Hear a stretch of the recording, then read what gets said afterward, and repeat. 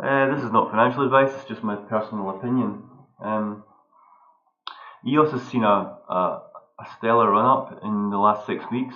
It's gone from 8,000 Satoshis up to 40,000 and then now back down to 28 with a low yesterday of 23,000 Satoshi, 22,000 Satoshi. And we've seen the price in dollar terms go up much higher because of the rise in Bitcoin. I think that it's likely with the CBOE futures trading on Bitcoin happening on Sunday and then the CME happening on the 18th. It's likely there'll be a lot of volatility in Bitcoin, and I think that EOS will do okay out of it. It will bob around the the 30,000, 40,000 Satoshi level, and it's over time as the futures markets put the price higher or lower. It could come a lot lower first of Bitcoin. Then you're going to see the price in dollar terms go really high, $10, $20 for EOS. I don't see how the Bitcoin valuation is going to change that much though, because I do believe Bitcoin will go up a lot, and I think it's going to make it difficult for EOS to increase in its Bitcoin valuation, because when a platform isn't even out yet, it's hard to see how the market can value it at $10 billion or $20 billion when it's not even been released, and you have all that uncertainty regarding the private key handover from the Ethereum network to the EOS network in June. You also have to remember that only half the coins are out right now. So some people are thinking this has a $2 billion market cap. They've not done their research perhaps, but they're thinking it compares to other coins in the top 10. When like Cardano and things like this, which are comparatively priced.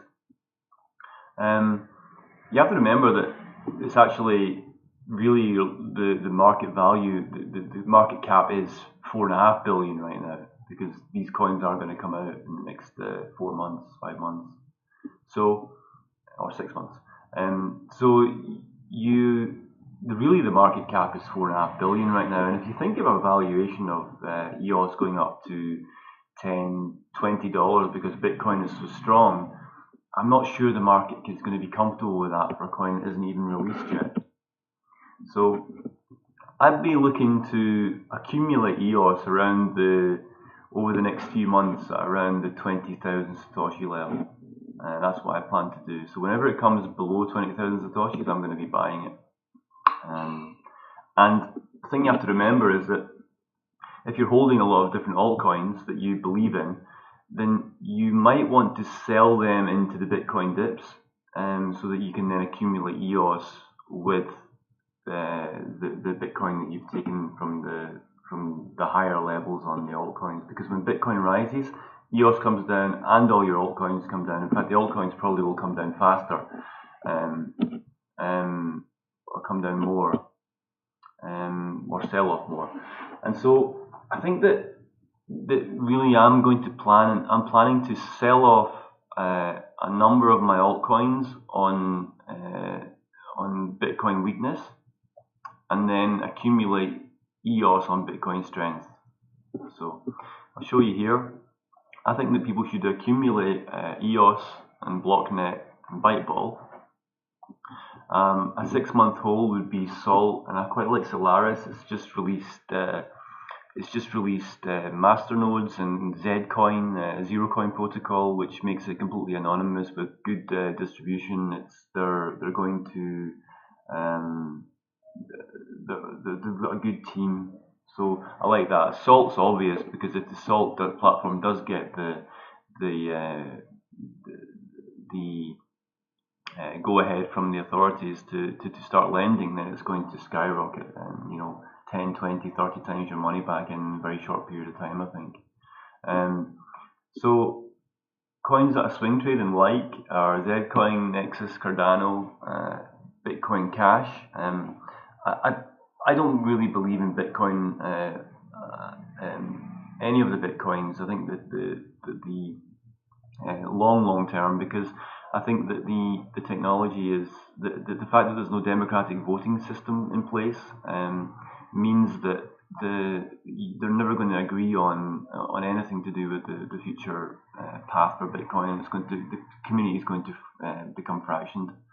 So I think Bitcoin Cash is the first real iteration of that, and although I prefer Bitcoin Cash with cheap block sizes, big block and cheaper transactions, and I've said before I don't really believe in this SegWit nonsense with Lightning Network. You know, the SegWit's required for the Lightning, and then Lightning requires bigger blocks, and then you put bigger blocks, and the blocks won't be big enough for the Lightning Network to function.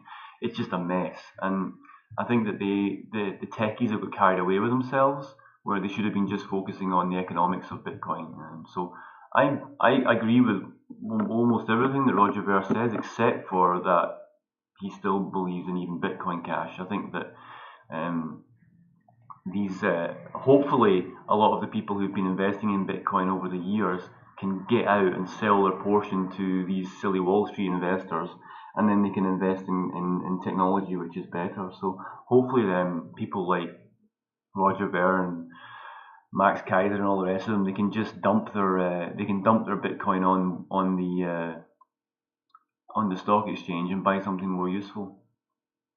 So I also think worth a gamble is Zephyr, although there's a huge amount of coins that you're not really sure about if they're being scammed or whatever. So, but if Zephyr goes live with all this and manages to get some market adoption, then it's going to go up in value a lot.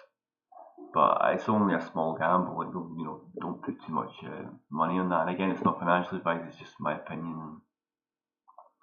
So, yep. Accumulate and hodl, EOS, Blocknet. EOS being the biggest one. Blocknet, I think, has a really good future because they're not even going to need to have the whole blockchain downloaded into your mechanisms for using Blocknet. So it's going to be the future of making the chains communicate, in my opinion. They're the furthest ahead with it, and then Arc being second. But I don't really believe in Arc. I think they're trying to do too many things at once with smart contracts and stuff. So. So yeah, and Byteball was just I got a little bit burned with Byteball, but I think that I think it's worth accumulating at these levels, especially after this recent sell-off in all the altcoins. Although it probably will go a lot cheaper, so keep an eye on Byteball and buy when it's cheap, because I think that the technology is better than IOTA. It's way better than IOTA, and they both have distribution problems, but the distribution problems for Byteball are not a scam, whereas the distribution problems for IOTA are a scam.